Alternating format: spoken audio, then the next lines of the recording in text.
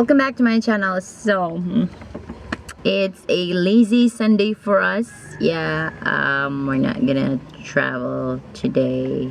We're not gonna travel really far. So I'm here in Bakong for their swim training, for my kids' swim training, and we'll probably breakfast and then we're gonna head off to Darwin, this Ambay's beach. I had an overtime last night and so wala tayong tulog, guys. I had an overtime last night, so wala tayong tulog. I'll probably cook breakfast for them and then sleep a bit.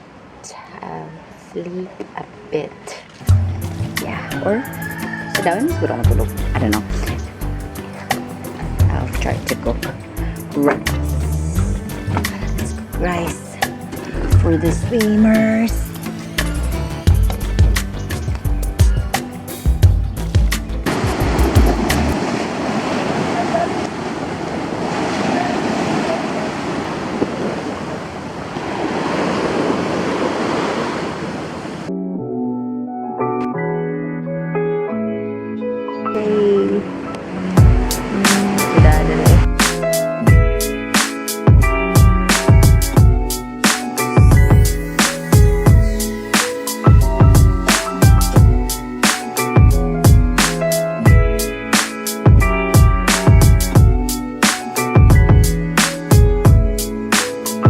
Park here at some beach.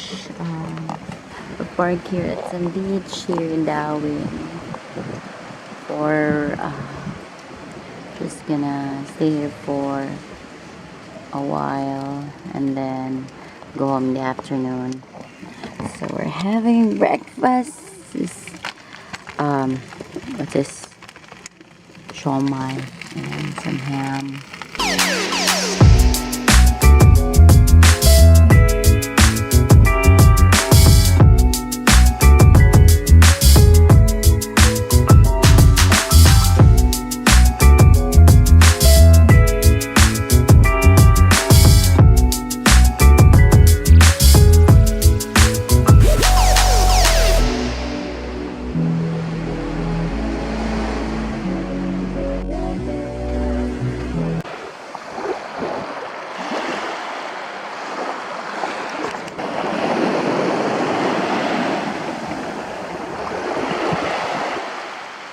Dogs with some leftover lumpia. Ayan. Ang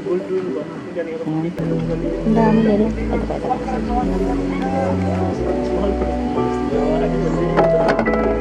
And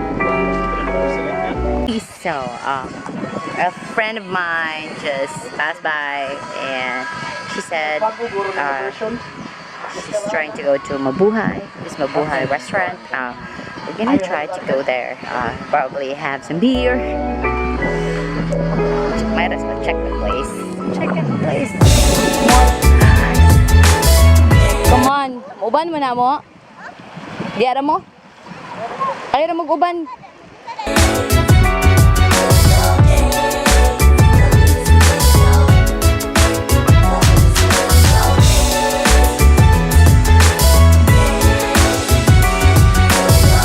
Okay, so we are here. This is the Mabuhay.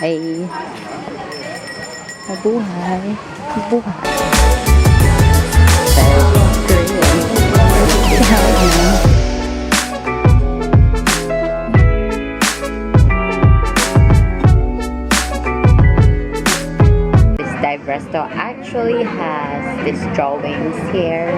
I mean, it's a graffiti board.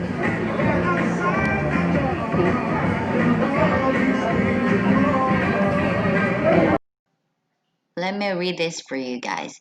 These drawings save all of my 10 days of my memories that I had to be in Dumaguete. Although my drawings will be staying here on this wall, my life goes on in other areas. Actually, I came here to Dumaguete to erase something, but I couldn't.